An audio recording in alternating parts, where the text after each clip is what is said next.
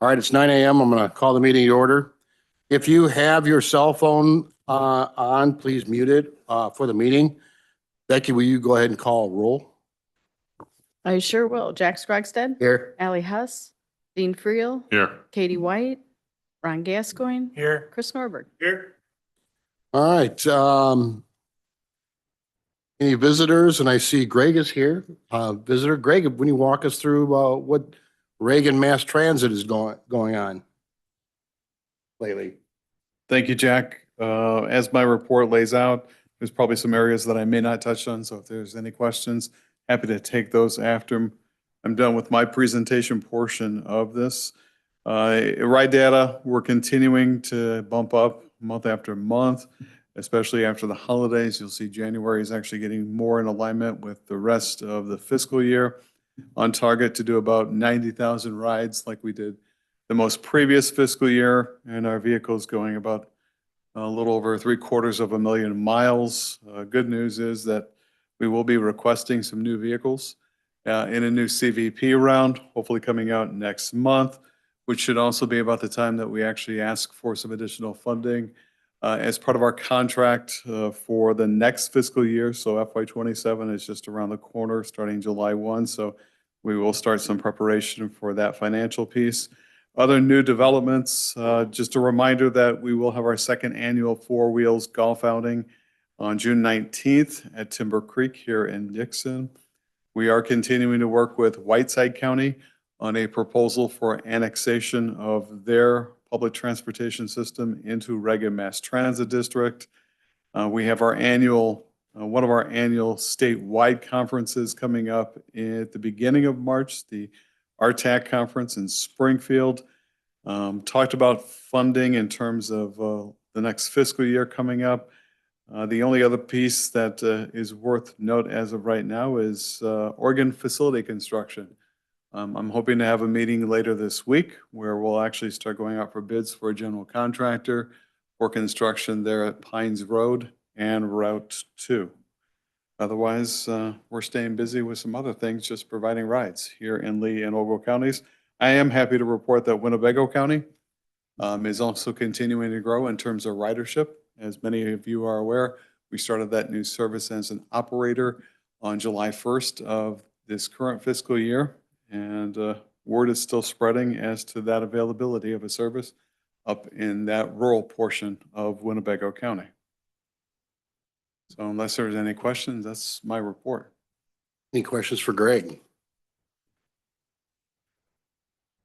Good. So regarding the service in Winnebago County, who are you partnering with to help get the word out on that? Anybody that we can work with up there, Paul, in terms of we've been working with some of the food pantries like in Durand, as well as others, obviously with the partnership with the county. We've also had numerous meetings with them, as has other college entities up there, some of who you're affiliated with. So we will take as many partners as we can get to get the word out. Well, I'll do what I can to promote it as trustee at Rock Valley College. So thank you. All right. Good idea. Any other questions? Okay. Let's go ahead and move on to the approval of the minutes. If there's no changes or corrections to the minutes from the January 13th meeting, any changes anyone want to point out? Anybody? All right, then they will stand as presented.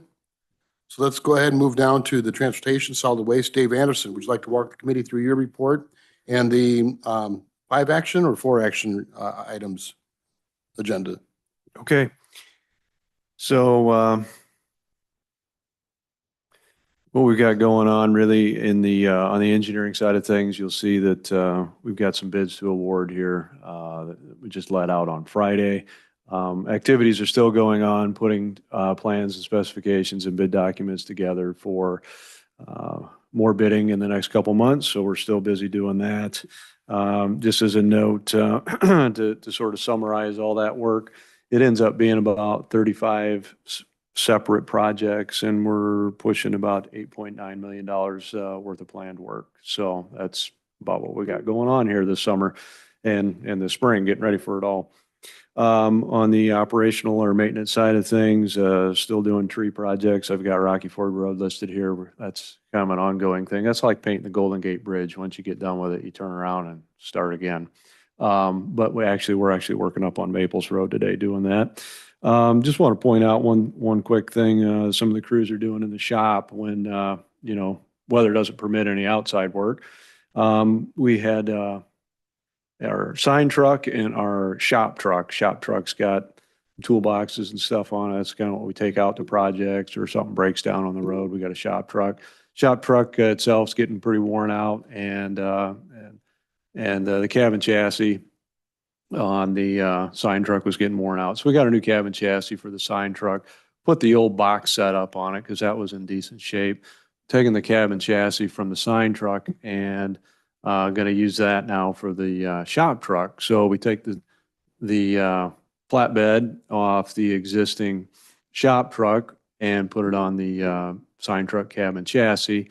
And they're having to fab up extensions because cabin chassis on the sign truck's longer than the shop truck. So fabbing all that up and just swapping stuff around and just pointing out that, it could be justified to just get 2 new trucks.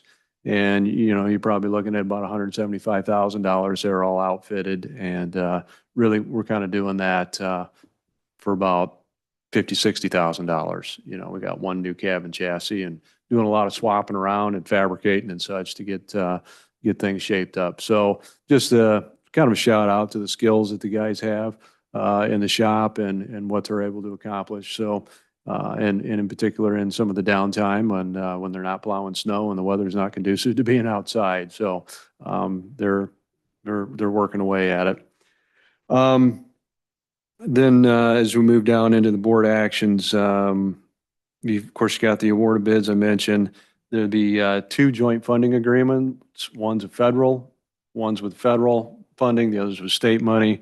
Federal money is for the Indian Head Road Bridge, about $700,000 planned bridge project, 80/20 job, $560,000 federal, $140,000 local. There are also appropriation resolutions that correspond to each of these. And just want to point out on the Lee Center Road hot mix job, that is a joint agreement for state funding. And state funding is going to be taking care of 100% of that job up to a max of $783,000. However, we still have why do we need an appropriation resolution then? Well, they want to be assured that if it goes over the 873, that we're going to pick up the tab after that. I don't expect to have to pick up any of that, but I threw a dummy number in there of $100,000 out of county matching just in case we were to need it. So, but don't anticipate using that. So those are the five action items you've got there before you. All right, thanks, Dave. Anybody got any questions for David on his report? Anything else? All right, let's go ahead and move into the award bids. Is there a motion to award the bids received on February 6, 2026 for the project presented to the committee and provided to the public on the February agenda, subject to Highway Commissioner concurrence as applicable and IDOT review? Moved by Dean Friel, seconded by Chris Nordberg. Any discussion on that? No discussion. All those in favor signify by saying aye. Aye. All opposed, the same. Motion carried. Jack, if I could point one thing out on that real quick, just again as a reminder, the bid tabs for those, the complete bid tabs are on our website. So if you want to check those projects out, and you want to know what things are bid out line item by line item and what the exact costs are for everything, you can do that. What you had before you is just a general summary for the motion. Perfect. All right, so then let's move down to the Lee Center Road Project Joint Funding Agreement. Is there a motion to move the Lee Center Road Project Joint Funding Agreement to the Executive Committee for the inclusion on the February County Board agenda? Moved by Ron Gascoigne, seconded by Dean Friel. Any discussion on that? No discussion. All those in favor, signify by saying aye.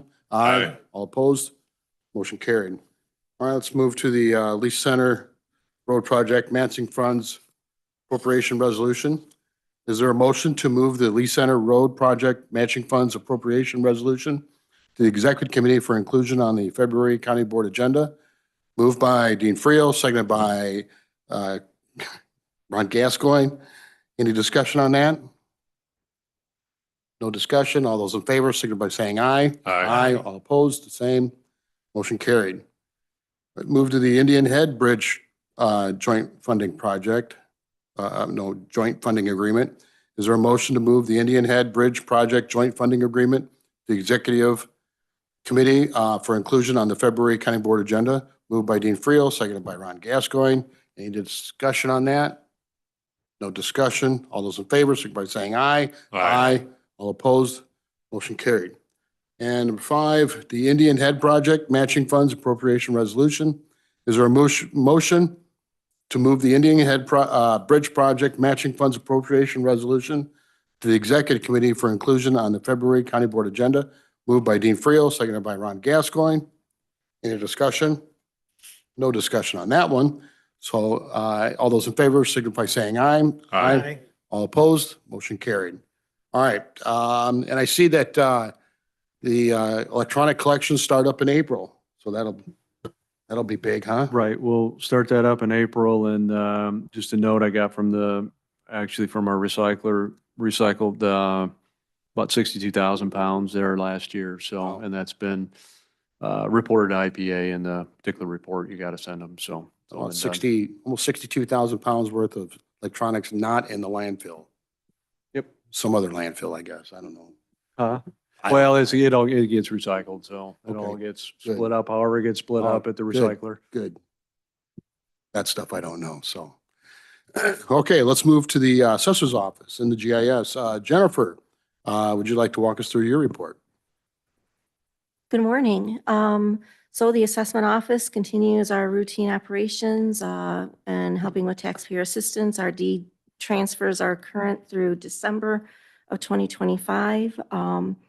We are currently in our Board of Review season. The office is preparing files and supporting materials for the Board of Review hearings. The board has actually started meeting this past Friday, February 6th, for their initial review meetings, and we're tentatively scheduled to meet again Thursday, February 19th. In my packet, I believe there was a typo that said February 26th, but tentatively, right now, we're looking at Thursday, February 19th. The filing deadline for appeals was January 30th, but if there was an appeal filed timely by the deadline, there's an evidence extension that evidence can be filed through Friday, February 13th. So we're not planning on meeting again until after that evidence deadline, because there's quite a few appeals out there that have not turned in their evidence yet. Currently, we have 66 appeals that have been docketed. It's possible some may trickle in the mail still at this point, but should be not very many left in the mail. But if they were stamped by January 30th, then they would still be considered timely filed. And so that's kind of where we're at with the Board of Review right now.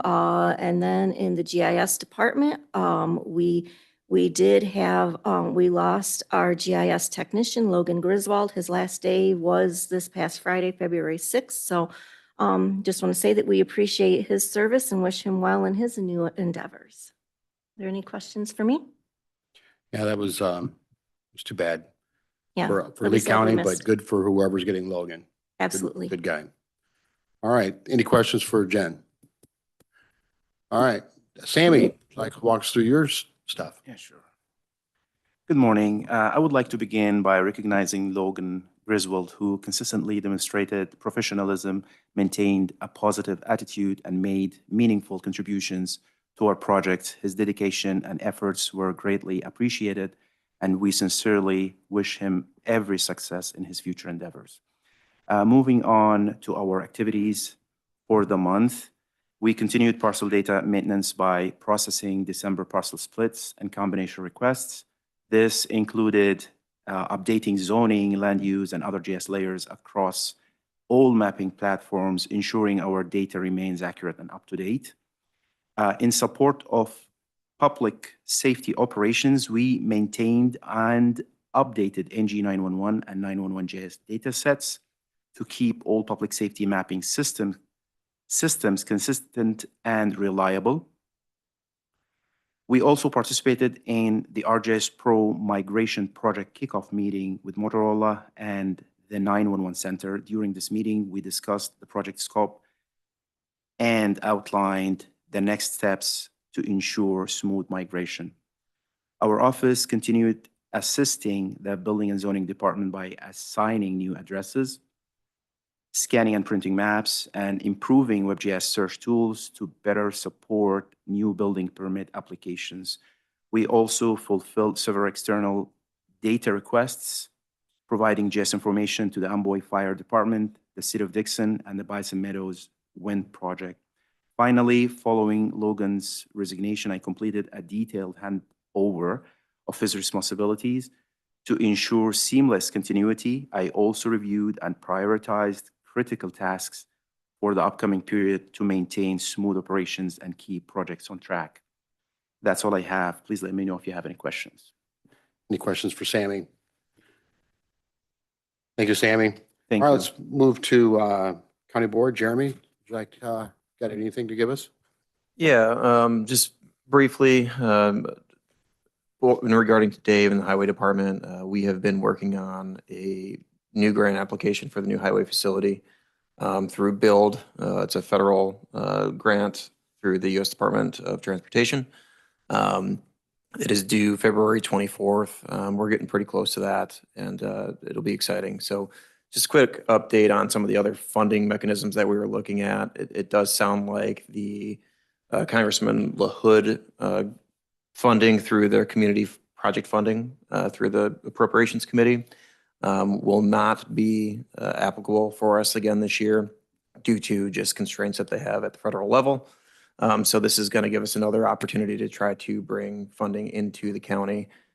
We feel pretty good about it, but again, it's throwing a needle in a haystack because there's hundreds and hundreds and hundreds of applications that come in, and our goal is to get funding. But regardless, we plan on moving forward in the financial capacity to try to make this happen, and we're working through that with our finance department as well. Through the Building and Zoning Department, they are working on a new tire recycling program, which I think is really exciting for our county, constituents and residents. I think it's still in process, so I don't have full details to give to you, but we should launch that here in the coming, I would say within the coming weeks. And that's pretty exciting. So they'll be working with the Building and Zoning Department specifically on how to utilize that. And we should have a resource page on our website.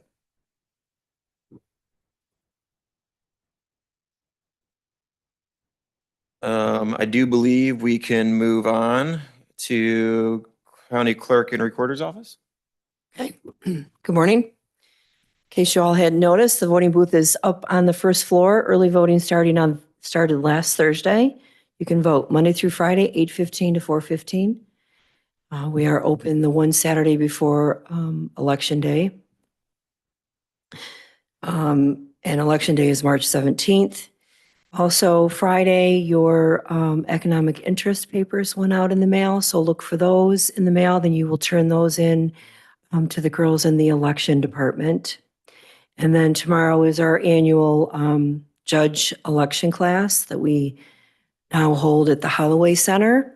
So that just goes right into, if you know anyone that's interested in becoming an election judge, they can show up tomorrow or they can show up downstairs in the first floor. We're in desperate need of election judges. The future is looking bleak for that.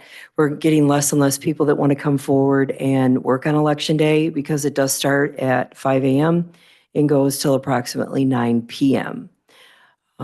What the outlook looks like in the future for that is there's just going to be less and less polling locations because we won't have enough people to man them. So if you know anyone that's interested in that, please have them see myself or the girls in the election department.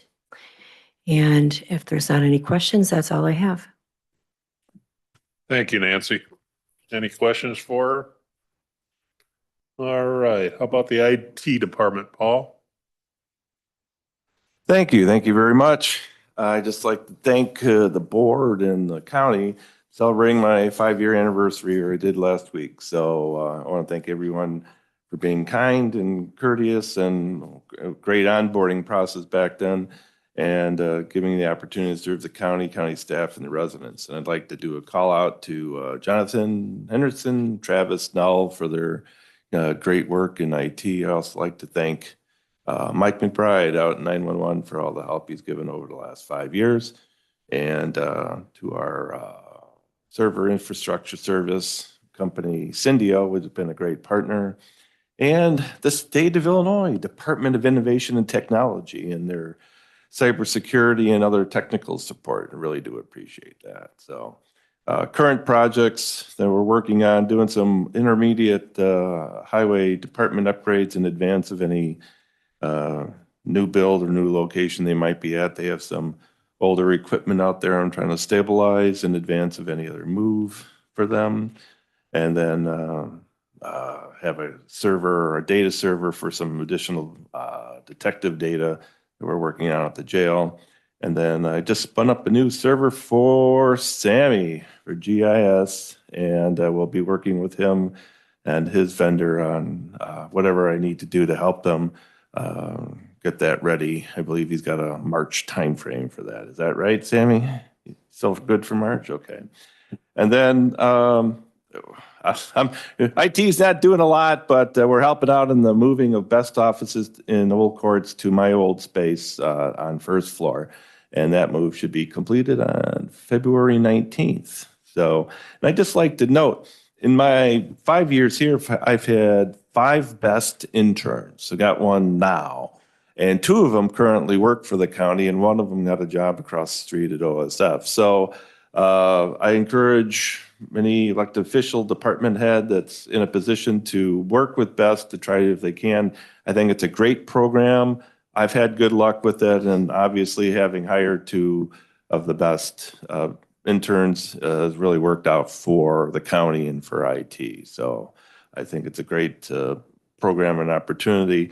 And sometimes they don't even have to put in a lot of time. For example, the current best intern I have in IT is only putting in 1 day a week. He graduates from Morrison Tech in the spring, and hopefully even that amount of workplace experience will help him find a job in the community. So, and on our server infrastructure service provider, Syndio, will be helping me upgrade some server hardware on February 16th. And since that's a holiday, it seems like a good time to get some of that work done. And I'd just like to let any of the elected officials or staff here who might be thinking about working from home that day, most of the servers from Old Courts and New Courts will be down a period of time on February 16th. So that day should just take it as a day off. And that also will affect the Cassell My Viewpoint, My View Pay system. That integration will be down for a couple hours on the 16th. Then also later this week on Thursday, when there's another county holiday, a couple of the servers will be down for some software upgrades, and I'll send a note out to the department heads who will be affected by that. And just as a heads up, as I noted at the beginning of my report, been here 5 years, and shortly after I got here, I started working with Syndio and other business partners to upgrade our server structure. Well, we're already going to be planning on some other server upgrades occurring in the 2026, 2027, 2027, 2028 budget years. And I'll be working with Jeremy England on any necessary planning and capital fund requests for that. So I just like putting a heads up out there just to let you know, so it may not be the first time you heard about it. And these servers that we're talking about are kind of what we call the database application servers and the things that support the general network. I think last month they gave you a heads up to some other file or like a Word document or image database type of servers that'll be needing some upgrades. So trying to stage this over a period of months and years to soften the deployment interruptions to people and the financial burden on the county. If you have any questions on any of those projects, feel free to contact me. Do you have any questions right now? Any questions for Paul? Yeah, definitely IT and technology seems to be an ever-growing and moving facade.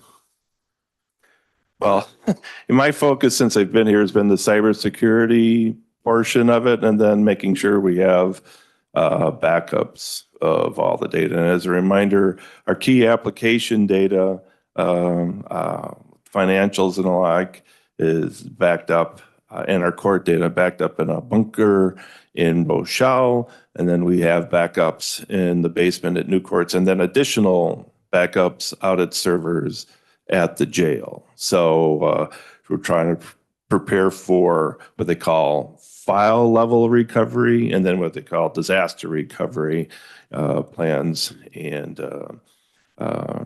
trying to do the best we can. And the State Department of Innovation and Technologies helped quite a bit by providing at no cost to the county excellent cybersecurity ransomware protection. And matter of fact, they've just offered an upgrade to that protection, and I got to get some training on that before I implement it. So I'm really looking forward to that. That'll make our cybersecurity insurance policy provider very, very happy. So, all right. Any other questions? All right. Thank you. All right, thank you, Paul, for that. Chris, welcome back. You want to walk through your report? Thank you. I am excited to be back and be here. It is a long report. It's 2 months worth of reports. I know it's 25 pages and you can look through it and take a look at some of the amazing things we're doing, but I will hit a couple highlights. Again, I get asked quite a bit about who from the state does that work with the school districts to make sure that they're following the numerous laws that are in school code and that change every year, and our office is responsible for that and happy to do it. We work with 4 to 5 school districts a year on a rotation of every 4 years to get that done. And it also is our responsibility, even with the school districts that we don't work with, to check in on them and see if they need anything. So that work's done for this year. And then I get asked, do non-public schools have to go through that work? And the answer is they don't have to, but they can elect to.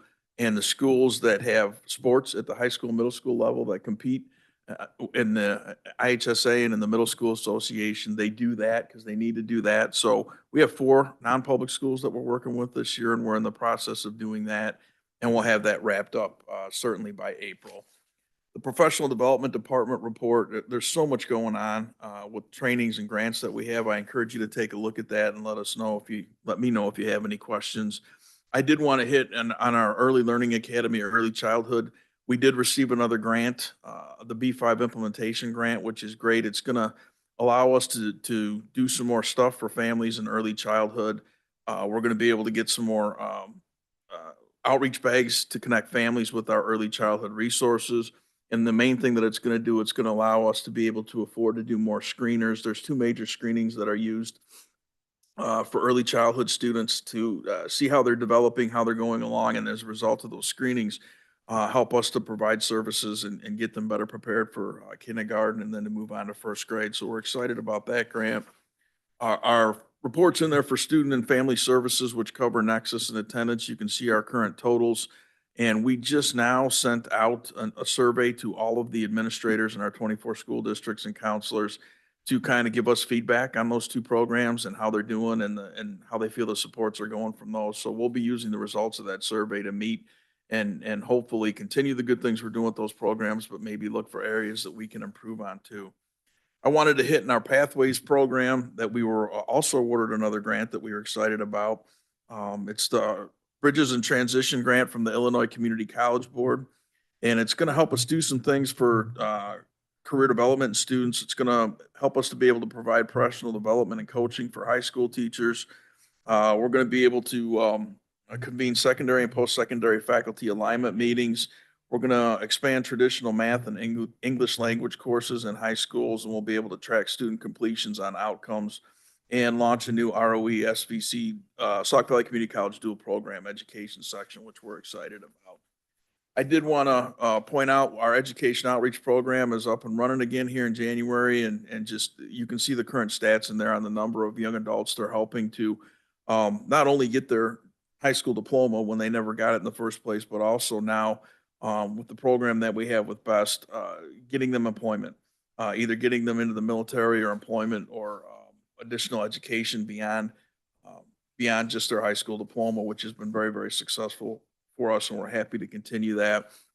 And then if you notice in our Center for Change, our alternative school that we run for the 24 school districts, we have a curriculum that we've used there for a long time that's been successful, but we're always looking to make improvements and to see, and there's been some new curriculums that have advanced. So we're in the process of doing a pilot program with a couple of those curriculums to see how they are with our design and possibly moving forward with those in the next school year, if they would serve our students a little bit better. And then the last thing I want to hit on, because we presented at 3 community meetings right now, so I know it's out there in the community, and I just wanted to let the board know.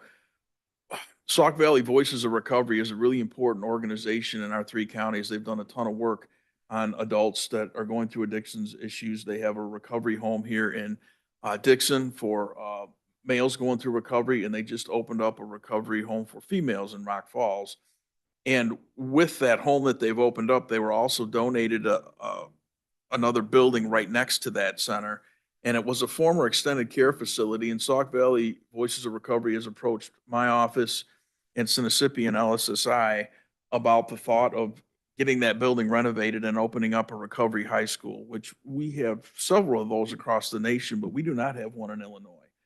And we're very excited about that opportunity, and it's very doable. What we're going to need and what we're doing right now is we're meeting with organizations and exploring grants, because in order to get that building brought up to school code so we can open up another extension of our alternative school there, it's going to probably be about $1.5 to $2 million. So we are starting to work and look at how we can raise those funds to get that done, because if we get the construction work done, certainly won't be this fall, but we're anticipating by the fall after that, we would maybe be able to have the building open and to be able to take our first referrals from school districts. And it'll be a high school, grades 9 through 12, specifically designed for students that are experiencing some kind of addiction. We will provide all the educational services and do the awesome job that we always do, and we'll rely on Sauk Valley Voices of Recovery and Sinisippi and LSSI to help provide the recovery support that the students will need, and be looking at doing some additional after-school programming with those students too through Sauk Valley Voices of Recovery. So we're hoping and excited about it, and we're going to have to work hard to try and raise those funds, because it's not cheap to get up a building that's never been used as a school. To get it up to current school code is expensive, but happy to take any questions about that or about my report. I think that's a really neat idea. I don't know if the state would help you with that, because they're spending it everywhere else, so. The state's very limited on what they give to schools for construction. Yeah. They have and I don't know how much longer that's going to last, but they have a maintenance grant that they give to school districts every year. Every district can put in for it. It's $50,000, and you Yeah. have to match it with It's another not gonna- $50,000. So no, we're not anticipating any help from the state with construction of it, but there are some other organizations that we've approached and some ideas, and we have another school construction firm touring the facility in another week out of the Quad Cities, and they're very, very good with finding federal funding for projects like this. So we're gonna work hard and keep our fingers crossed and see what we can do. All right. Yeah, keep me posted on that, or keep us committed. I will posted keep on it. everyone posted. Yep. Thank you. Any other questions for Chris? All right, Jim, I see you're here. You're up. Surprise. Talk to us. Okay, you have my monthly report on my visits to the office, phone calls and assistance and total rides and that. Typical winter time, guys don't want to go to their appointments or make appointments in the winter to travel or anything. Keep you up to breast on the veteran service officer. We're slowly but surely working towards getting someone hired, hopefully within the next couple of months. Jeremy, Susan, Nancy Naylor, and myself did meet via Zoom with the assistant to the executive director of the Illinois Department of Veterans Affairs, just to get an idea of what the state veterans does compared to what county veteran service officer does. And pretty much the state veteran service officer is basically filing claims, education, stuff like that, where we're into the VSO with us would be also filing claims, know all the legal verbiage and everything to keep us above board and continue to do the food assistance, utility assistance, rent assistance, ride assistance, things of that nature. So that's pretty much what I've got. If anybody's got any questions, be more than happy to answer them.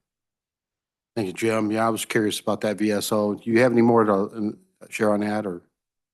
Yeah, so we, as Jim said, we met with the state Veteran Affairs Office 2 weeks ago, and honestly, it was a phenomenal meeting. Got to learn a lot about, as Jim said, what the state office does compared to what the county services do, which was eye-opening to myself. Because we didn't realize there was so much of an actual difference in what they do no, they do a lot of duplicate services, but how they approach them and who uses those different services, it's very interesting.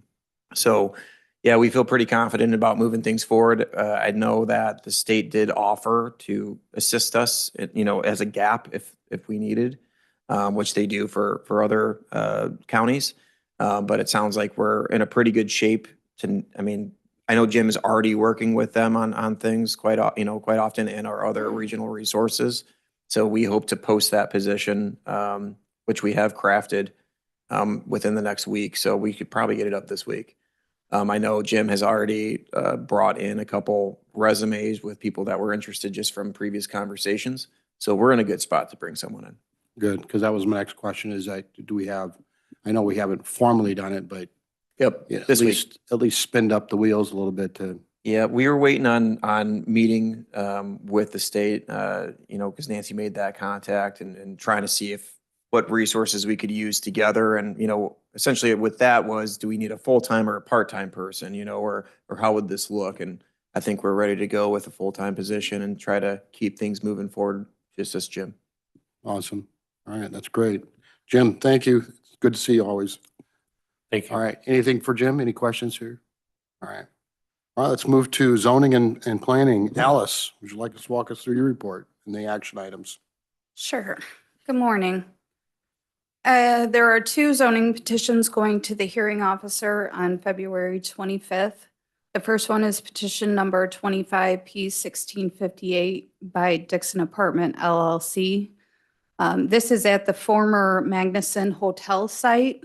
They are asking to rezone this property from C3 General Business District to R4 Multifamily Residential Dwelling District for the purpose of owning and operating an apartment building. The second petition is petition number 25P1659 by Todd Frankie. This is involving the parcel identified as 1988 Mound Hill Road. Mr. Frankie currently owns and operates T&M Paving at that location. He is requesting a special use permit for the purpose of skilled trades to come into compliance. There are no petitions going to the Planning Commission on March 2nd. However, there is still a petition pending for text amendment, and that is regarding the adoption of building codes. We do anticipate concluding that hearing on March 2nd, and that will come to the county board next month. There are no petitions coming from the zoning hearing officer this month. We do have 2 petitions coming from Planning Commission. The first one is 26 PC 84 by the zoning office, and this was a petition for text amendment for the purpose of accessory dwelling units. This would apply to the Ag 1, R1, and R2 district. Following a public hearing, the Planning Commission made a recommendation to approve the petition to the county board with the inclusion of a 1 acre minimum requirement. The purpose of this 1 acre limitation is to minimize this use within our unincorporated villages such as Harmon, Sublette, West Compton, West Brooklyn, and Compton. The second petition is 26 PC 85 by the estate of Richard Fluck. This is involving the Coyote Corner Phase 2. Last month, this came before the county board, was a petition to take the zoning back from R2 Single Family Residential District to Ag 1. Pursuant to the Plat Act, she needs a resolution from the county board stating that the county board has no objections to the unplatting of this subdivision. So that was the intent of her petition, and following a public hearing, the Planning Commission made a recommendation to approve that petition to the county board. In other action, on January 30th, building official Joe Bay and I accompanied board member Michael Peen to a seminar regarding the new Public Act 104-0458, which is the recent energy omnibus bill passed by the state. The seminar gave us the overview of how this act is going to affect counties, and we acquired 3 drafts to deal with the changes to the language of the wind, solar, state siting standards, and then also the implementation of regulations for energy storage systems. We have until June 1 is when that law goes into effect, and I intend to have all 3 drafts with the new language to the county in time for adoption for that date.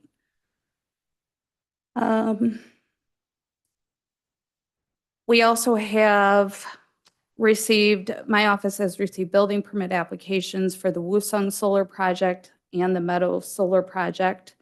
Those are both 5-megawatt community solar projects. We are also anticipating within the next month or so building permit applications for the following projects that hope to break ground this spring. Pulse Solar, 5 megawatts. Mountain Hill Road North Solar, that's also 5 megawatts.